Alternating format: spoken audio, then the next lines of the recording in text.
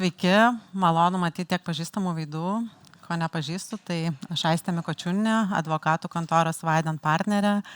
Ir šiandien aptarsiu temą, kuri tikrai nėra nauja, bet neabejotinai yra vis dar aktuali. Ir koncentruosiuosi į darbų pirkimus, nes ten kyla didžiausi iššūkiai, bet taip pat, ką pasakysiu, tikrai aktualu ir prekių bei paslaugų pirkimams.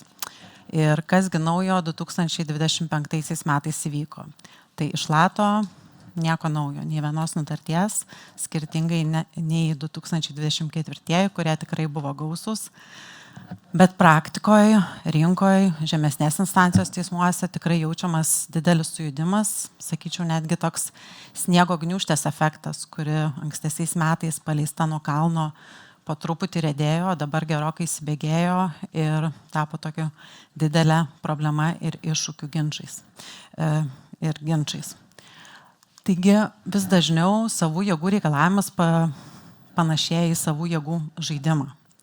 Kai žaidimo taisyklės lyg ir teoriškai yra aiškios, bet kiekvienu atveju kyla daugybė klausimų, nėra vienos strategijos ar būdo, kaip tą žaidimą laimėti ir dažnai atskiruose pirkimuose, atskiruose tos partijose, ginčiuose vis skirtingi aspektai tampa lemiantys, ar laimi tą žaidimą, ar vis dėlto jį praloši. Taigi šiandien ir aptarsiu žaidimo pradžią, esminės taisyklės, kokios yra taisyklių nesilaikymo pasekmės ir žaidimo perspektyvas ateityje. Žaidimo pradžia, aišku, žaidimas paprastai prasideda, kai perkančioji organizacija įtvirtina tokį kvalifikacijos reikalavimą. Ir čia ir yra mano pirma esminė žinutė, klausimas, ar apskritai reikia tą žaidimą žaisti visais atvejais, kai mes tai darome. Savo jėgomis atliktų darbų reikalavimas taip yra metodikoje, aišku, ten savos jėgos nėra tiesiogiai eksplicitiškai parašytos, bet būtent tai reiškia, bet metodika neįpareigoja šio reikalavimo taikyti kiekviename darbų pirkime. Galite jo netaikyti, galite taikyti netgi savo sugalvotus kvalifikacijos reikalavimus, jeigu jie neprieštarauja VPI. Bet ką aš stebiu praktikoje, kad šitas savų jėgų reikalavimas yra taikomas automatiškai, perkančiosios organizacijos jį numato pirkimo sąlygose ir dažnai tiesiog svarsto, kokio dydžio patirties reikalauti, kokios srities patirties reikalauti. Lygiai taip pat ir tiekėjai kvestionuoja tos pačius dalykus, bet nekelia klausimo, ar apskritai tas kvalifikacijos reikalavimas būtent tame pirkime yra logiškas. Ir čia sugrįžčiau prie pačios esmės. O esmė yra, kad savos jėgos yra kvalifikacijos reikalavimas. Ir kvalifikacijos reikalavimai tam, kad jie galėtų būti nustatyti, turi atitikti esminės sąlygas. Tai yra būti nedidesni nei būtina, proporcingi. Turi būti atsižvelgiama į pirkimo objektą, vertę, trukmę, kitus perkančiosios organizacijos poreikius. Net ir toje pačioje metodikoje yra aiškiai pasakyta, kad savų jėgų kvalifikacijos reikalavimo tikslas yra leisti pateikti pasiūlymus visiems tiekėjams, kurie galėtų įvykdyti sutartį, o ne iš karto atrinkti tuos, kurie yra geriausi. Lygiai taip pat ir dėl ekonominio pajėgumo vertinimo savo jėgomis. Taigi, prieš darant pirmąjį ėjimą, tokie esminiai patarimai perkančiosioms organizacijoms, ką galbūt reikėtų įsivertinti, tai ar tikrai savos jėgos man šiame pirkime yra aktualu. Ar toks reikalavimas yra būtinas, ar jis yra proporcingas. Antra, ar man svarbu būtent tai, kad tiekėjas turėtų patirties atliekant darbus savo jėgomis. Ar vis dėlto man esminę reikšmę turi jo įgyta patirtis valdant visą statybų projektą, platų spektrą procesų ir prisimant riziką.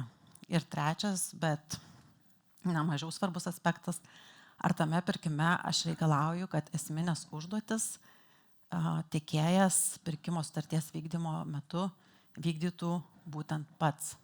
Nes jeigu aš to nereikalauju, tai kvalifikacijos reikalavimas dėl savų jėgų apskritai praranda prasmę. Tada primenu, ką ir sakiau, kad šio reikalavimo numatymas nėra privalomas ir apskritai jūs galite ir patys formuluoti kvalifikacijos reikalavimus. Aišku, tai yra kur kas sudėtingiau. Ir jeigu jau perkančiosios organizacijos pasirenka žaisti šį žaidimą, tai tada reikėtų labai aiškiai ir konkrečiai suformuluoti sąlygas. nurodyti tą žodį savo jėgomis, nes kartais vien jo nenurodymas kelia didelių problemų. Ir aišku, dar detaliai žinoti, ką vertinsiu, kodėl vertinsiu ir kaip konkrečiai tikiuosi, kad tiekėjai man įrodinės tą savo jėgų patirtį.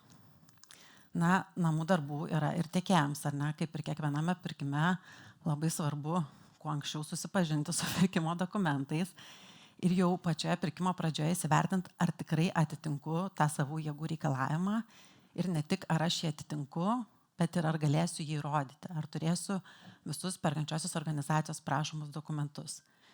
Ir dar reikia atkreipti dėmesį, kad jeigu perkančioji organizacija prašys patikslinti savų atitikti savų jėgų reikalavimui, tikėtina, kad jums reikės pateikti ir kitus įrodančius dokumentus, ne tik tuos, kurie buvo iš karto aiškiai numatyti pirkimo sąlygose. Tai jeigu atitinku, pradedu žaisti žaidimą, žiūriu, kaip toliau gausis. Jeigu netitinku arba kyla abejonių, tai ką galiu daryti? Pirmiausia, galiu ieškoti partnerių, kurių patirtim galėčiau remtis ir kuriuos turėsiu išviešinti teikdamas pasiūlymą, arba jau pačioje pirkimo procedūrų pradžioje prašau pakeisti pirkimo sąlygas arba apskritai panaikinti kvalifikacijos reikalavimą. Ko neparašiau, bet kas irgi gali būti naudinga, tai tiesiog paklausiu perkančiosios organizacijos, ar tikrai aš pirkimo sąlygas ir šitą savo jėgų reikalavimą suprantu lygiai taip pat, kaip ir tu supranti, kaip tu reikalausi įrodyti, kaip man pildyti tam tikrą priedą. Na ir praktinis pavyzdys, čia visko neskaitysiu, iš esmės jis atitinka metodikoje nurodytą tekstą ir prie pastabų buvo nurodyta, kad rangovui nedraudžiama remti sutartimis, kurias rangovas vykdė ne vienas, bet kartu su kitais ūkio subjektais, bet bus vertinami būtent konkretaus ūkio subjekto atlikti darbai. Taigi apie savas jėgas nieko. Ir tada priede smulkiom raidelėm buvo nurodyti 8 stulpelėje, kad būtent čia turėtų būti nurodomi pasiūlymą pateikusio rangovo atliktų darbų vertė. Ir kaip teismas vertino šias sąlygas. Teismas pasakė, kad tiekėjai turėjo ir galėjo suprasti, kad teikdami pasiūlymą jie turi nurodyti tik savo jėgomis atliktų darbų apimtį ir teismai tokį reikalavimą vertina kaip aišku, suprantama ir iš anksto išviešinta. Tai čia tik vienas iš pavyzdžių, tie reikalavimai būna formuluojami skirtingai, bet tiesiog atkreipimų dėmesio, kad vis tiek kiekvienu atveju turim labai atidžiai pasižiūrėti, ko yra reikalavima, ar tai yra savų jėgų reikalavimas ir negalima apsimesti, kad perkančioji aiškiai nepasakė, nesupratau, tai gal tiks ir kiti darbai, ne tik atlikti savo jėgomis. Na ir dabar apie žaidimo esminės taisyklės. Tos tokius, kuo remiasi visas savų jėgų kvalifikacijos reikalavimo vertinimas. Norėčiau paprašyti pakelt ranką, kas galvojat, kad tas jų esmę, tai tikrai žinot. Gerai, tai bus naudinga, nes aš irgi pasakau tik esmę, nesikoncentruodama į jau tas labai didelės detalės. Tai viskas atrodo teoriškai labai paprasta. Darbai atlikti savo jėgomis, tai yra darbai, kurie atlikti nepasitelkiant kitų ūkio subjektų. Kai yra toks kvalifikacijos reikalavimas įtvirtintas pirkimo dokumentuose, tiekėjai turi pareigą išskirti darbus atliktus būtent savo jėgomis. Tai čia nepriklausomai nuo to, kaip bus suformuluotas priedas, ką perkančioji organizacija numatys pirkimo dokumentuose, bet aukščiausias teismas sako, kad pamatai savų jėgų kvalifikacijos reikalavimą, supranti, kad teikdamas pasiūlymą viešini būtent savo atliktus darbus. Tada sumuoti darbus galima, bet su tais tiekėjais jūs turit eiti į pirkimą ir būtent juos išviešinti pasiūlymą. Na ir dar viena taisyklė, kad statybų srities sąvokos ir kitas reguliavimas šiuo atveju neturi jokios reikšmės. Taigi, teoriškai aišku, bet kiekvieno atveju sprendžiama individualiai. Šiais metais apeliacinėme teisme ir žemesnės instancijos teismuose buvo tikrai daug ginčų, kurių čia nepristatinėjau, nes ten kartais svarbu itin maža viena detalė ir pagal tai yra sprendžiama, ar atitinka reikalavimą, ar keliauja į melagių sąrašą. Bet tik noriu atkreipdėmėsi, kad vienose situacijose pakankamų pripažįstamas tiesiog užsakovo pažymų pateikimas, kur užsakovas sako taip, šitas tiekėjas atliko tos darbus. Kitose situacijose nepakankama eilės pažymų, darbų suvestinių, visokių trečių šalių pateiktų dokumentų. Taip pat daug atvejų, kai vertinamos tuo pat metu vykdytos kitos sutartys. Tai, kiek tiekėjas tuo metu turėjo darbuotojų, kokios buvo tų darbuotojų pareigybės, organizuojami žodiniai teismų posėdžiai ir kviečiami liudytojai. Tai yra, einam į labai, labai smulkes detalės. Na ir dėl finansinio pajėgumo įrodinėjimo lygiai tas pats. Tiekėjas, kuris nepasitelkęs kitų ūkio subjektų, nori įrodyti savo patirtį reikalavimų dėl vidutinių metinių pajamų iš veiklos, su kuria susijęs atliekamas pirkimas, turi įrodyti ne tik, kad gavo pajamas iš tos veiklos, bet kad pajamos gautos už būtent to tiekėjo atliktus darbus. Ir ką sako dar aukščiausias teismas, kad yra nesvarbu, kad tas tiekėjas buvo generalinis rangovas, kad jisai koordinavo darbų eigą, kad jisai gavo visus apmokėjimus iš užsakovo.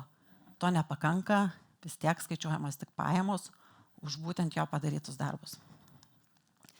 Na ir kai jau susipažinom su tom esminiam taisyklėm, kokios yra jų pažeidimo pasekmes. Tai duomenų dėl savų jėgų nepateikimas arba nepatikslinimas savaime nereiškia nei pašalinimo iš pirkimo, nei įtraukimo į melagių sąrašą. Yra galimos įvairios situacijos. Aišku, dažniausiai praktikoje neįrodėte, kad atlikote darbus savo jėgomis, esate šalinami iš pirkimo procedūrų, nes netitinkat kvalifikacijos reikalavimų. Čia dažniausiai tie atvejai, kai tiekėjas tiesiog iš pradžių nurodo duomenis bendrai, perkančioji pasitikslina, išskirsto kur jo, kur subrangovo, sako, taip netitinki, viskas esi šalinimas.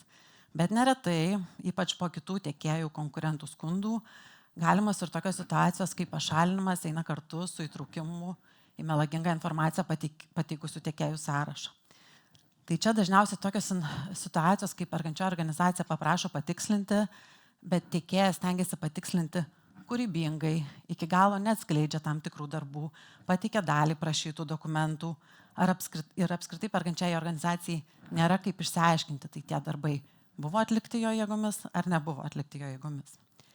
Ir labai retas, bet teoriškai įmanomas atvejis, kai tiekėjas, tarkim, teikia kvalifikacijos reikalavimas yra 4 milijonų vertės darbam, aš nurodau, kad 6 milijonus padariau savo jėgomis. Tada perkančioji išsiaiškina, kad vis dėlto 1 milijoną iš tų 6 milijonų man darė subrangovai. Ir kad aš ir tą informaciją perkančioji laiko melaginga, kad aš ją iš pradžių neatskleidžiau, slepiu ir panašiai. Tai reiškia, melavau, galiu keliauti į melagių sąrašą. Bet kvalifikacija kaip ir atitinku, nes liko dar 5 milijonai.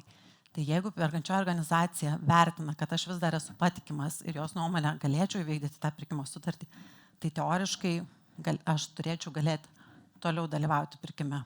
Aišku, retai tai būna, bet jeigu pasitaikytų, kad apsimelavo tik labai mažoj daly, sakykit, kad vis dar patikimi ir gali toliau dalyvauti. Ir nenoriu gąsdinti, bet tiesiog praktiniai pavyzdžiai, kada tiekėjai keliauja į melagių sąrašą. Tai, kaip ir nurodžiau, neabejotinai ir tais atvejais, kai savos jėgos pačiam kvalifikacijos reikalavime nėra aiškiai nurodytos, nėra tokio žodžių junginio. Net ir po to, kai tiekėjas 2 kartus pripažįstamas atitikusių kvalifikacijos reikalavimą ir laimėjusių pirkimą, tai yra, kai konkurentas nuginčia tokius perkančiosios organizacijos sprendimus. Ir pateikus savo jėgų darbų vertę patvirtinančias užsakovo pažymas, kur ne tik, kad užsakovas teikia pažymą, bet ir sako, taip, padarė savo jėgomis. Net ir tada, kai nėra aiškiai įvardinama, kad reikia išskirti tam tikruose prieduose savo jėgomis atliktus darbus. Kaip ir sakiau, kvalifikacija viršinantys duomenys irgi turi būti teisingi. Na ir toks pats paprasčiausias pavyzdys, tai kai nepatikslinama, kai perkančioji organizacija paprašo patikslinimo. Tai čia irgi viena iš esminių žinučių. Jeigu perkančioji organizacija paprašo patikslinti, tai jau tada turit priimti sprendimą, ką darysit toliau. Arba patikslinat, nurodot, kad ne jūsų darbai ir tiesiog išeinat iš pirkimo, arba jau turi turėti aiškę strategiją iki pat galo, kaip jūs įrodinėsit, kad tai yra jūsų darbai. Na ir apie žaidimo perspektyvas ateityje. Nekalbėsiu apie dirbtinį intelektą, nes bus daug ir taip gerų pranešimų šią temą, čia iliustratyvus piešinukas. Tai mes jaučiam, kad kažkas yra ne taip. tiek rinka jaučia, tiek teisininkai jaučia, galim ginčytis, kaip turėtų būti ar ne, bet panašu, kad situacija taip tęstis negali. Tai žaidimo taisyklės neabejotinai keisis, tik tai klausimas, kada ir kokia apimtim. Kaip jos gali keistis? Gali keistis kvalifikacijos reikalavimų nustatymo metodika, viešųjų pirkimų įstatymas, direktyvos, beje, direktyvų nauji projektai turėtų atsirasti jau kitais metais. Aišku, perkelimas į nacionalinę teisę bus dar vėliau. Tada neabejotinai po truputį judame link to, kad galbūt keisis ir nacionalinių teismų praktika, nes kasacinių skundų šioje srityje tikrai buvo pateikta, tik tai mano žiniomis nei vienas iš jų nebuvo priimtas. Ir ES teisingumo teismo praktika turi esminę įtaką. Tai čia aptarsiu dabar karėje esantį aspektą, metodiką ir ES teisingumo teismo praktiką. Tai dėl metodikos galime tvirtai pasakyti, kad jinai keisis. 2026 metais bus priimti jos pakeitimai. Jau šių metų kovo mėnesį, tai yra 25 metų kovo mėnesį, viešųjų pirkimų tarnyba paviešino metodikos projektą ir paprašė pateikti jam pastabas, ką mano rinka apie tai, kas buvo numatyta tame projekte dėl savų jėgų. Tai buvo aiškiai įtvirtinta savų jėgų žodžiai tame reikalavime. Taip pat buvo pabandyta šiek tiek palengvinti tą savų jėgų skaičiavimą. Buvo numatyta, kad savos jėgos bus skaičiuojama taip, kad iš sutarties vertės bus atimama subrangovų padaryti darbai ir visa kita bus laikoma, kad yra paties tiekėjo padaryti savo jėgomis atlikti darbai. Šis projektas sulaukė nemažai pastabų iš PVA, iš asociacijų ir čia visko, ką nurodžiau, neskaitysiu, bet esminė mintis iš rinkos yra ta, kad ar tikrai kiekvieno atveju perkančiai organizacijai yra svarbu, kad tiekėjas būtų atlikęs darbus su savo jėgomis. Ką sako Lietuvos verslo konfederacija, kai perkančia organizacija perka tam tikros rūšies statybos darbus, tarkim betonavimas, pamatų įrengimas, natūralu, perkančiai organizacijai svarbu, kad tiekėjas gebėtų tos darbus atlikti. Bet kai perkančioji organizacija siekia įsigyti bendrai statinio statybos darbus, matyt, aktuali yra ne patirtis betonuojant, bet patirtis atliekant atskirus darbus, ne patirtis atliekant atskirus darbus, bet valdant patį statybos projektą, organizuojant, koordinuojant, prisimant ir suvaldant rizikas. Tai tokie pasiūlymai pateikti. Mano žiniomis gruodį arba sausį turėtų atsirasti naujas metodikos projektas, kuris bus paviešintas teisės aktų informacinėje sistemoje. Manau, ir VPT tikrai pasidalins savo puslapyje. Tai iš jų perduodu prašymą aktyviai dalyvauti, nes kaip ir su tuo ta sniego gniūžtės metafora, ne, labai lengva yra sakyti, o rieda, labai didelė, negerai, bet yra daug sudėtingiau sugalvoti būdų, kaip ją sustabdyti. Tai viešųjų pirkimų tarnyba, kaip suprantu, dirba ties tuo, bet ir kiekvienas iš jūsų galit prie to prisidėti. Na ir dėl ES teisingumo teismo praktikos. Kodėl jinai yra svarbi?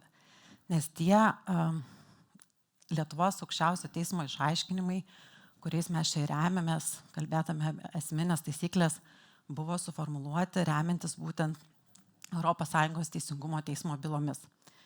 Todėl ir naujose nacionalinėse bylose, kol kas žemesnėse instancijose tiekėjai kelia klausimus, kelia prašymus Lietuvos teismams kreiptis į ES teisingumo teismą. Iš esmės paklausti, ar tikrai teisingumo teismas turėjo omenyje būtent tai, kas dabar vyksta Lietuvos viešųjų pirkimų rinkoje. Kol kas tokių kreipimųsi mano žiniomis nėra, bet tai nereiškia, kad jų negali būti ateityje ir be to mūsų nacionalinio žaidimo taisyklės gali keisti ES teisingumo teismo sprendimai priimti ir ne tik pagal Lietuvos teismų kreipimusis, galbūt kitos šalys kreipsis panašiais klausimais ir mums tie išaiškinimai bus aktualūs.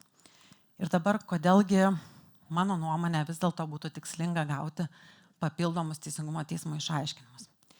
Nes iš esmės, ką pasakė dėl profesinio pajėgumo ESA Project byloje teisingumo teismas, tai jisai akcentavo, kad ūkio subjektas faktiškai įgyja patirtį ne dėl to, kad priklauso tam tikrai subjektų grupiai, o dėl to, kad tiesiogiai dalyvauja vykdydamas tam tikrą dalį sutarties. Tai čia ir kyla klausimas. Bet ar tikrai generalinis rangovas, nors jis ir pats netlieka statybos darbų, tiesiogiai nedalyvauja vykdydamas tą sutarties dalį? Gal jisai turi kitų prisidėjimo būdų, ne tik paties atliekami darbai, yra tas tiesioginis dalyvavimas. Ir dar ką reikia atskirti, kad ES teisingumo teismo praktika pas mus dabar yra kaip ir perkeliama į darbų pirkimus, bet jinai buvo suformuluota kalbant apie prekių ir paslaugų pirkimus, kur šitie visi aspektai, kieno tai yra darbai, kaip juos apskaičiuoti, kaip ir yra daug paprastesnė.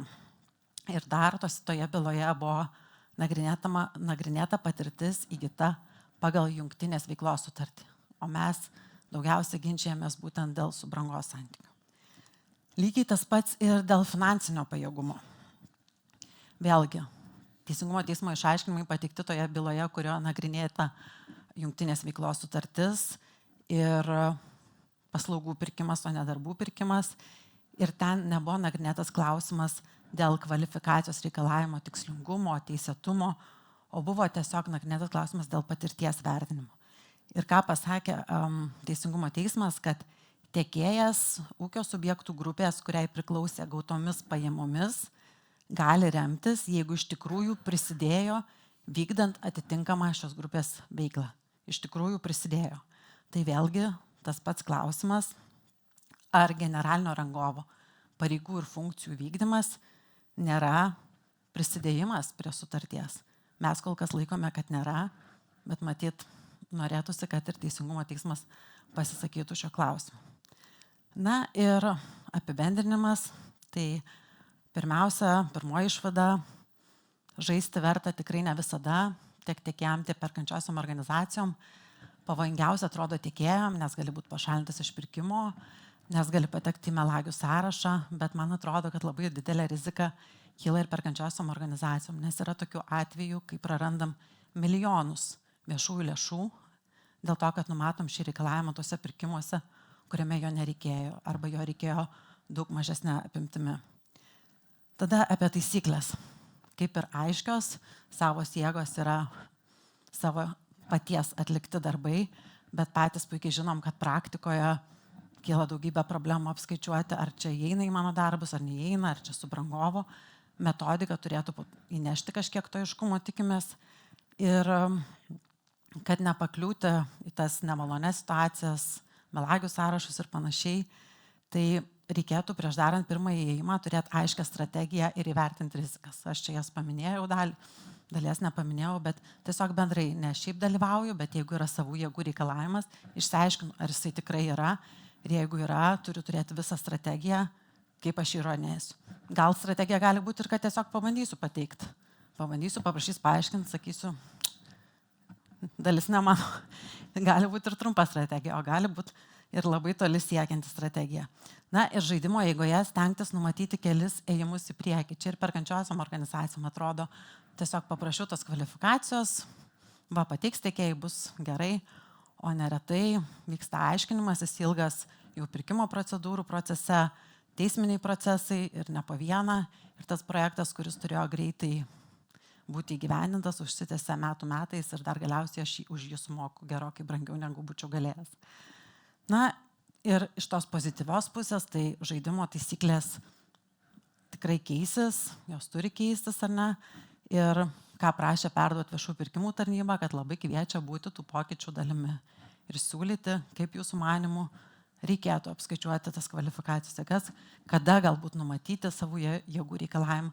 Aš asmeniškai manau, kad būtų visai verta prie metodikos projekto kartu išleisti ir aiškinamą įraštą, ar ne? Kad ne viskas būtų, nes dalis dalykų, kuriuos siūlo asociacijos, jų negalima sudėti į teisės aktą. Bet galėtumėm šalia turėti aiškinamą įraštą, kur viešųjų pirkimų tarnyba, ar gairias po to, ne viešųjų pirkimų tarnyba, kur sakytų, o čia aš turėjau omeny tai, jį reikia taikyti tada, galbūt taip rinkai būtų aiškiau. Tai va, beveik laiku baigiau. Ačiū.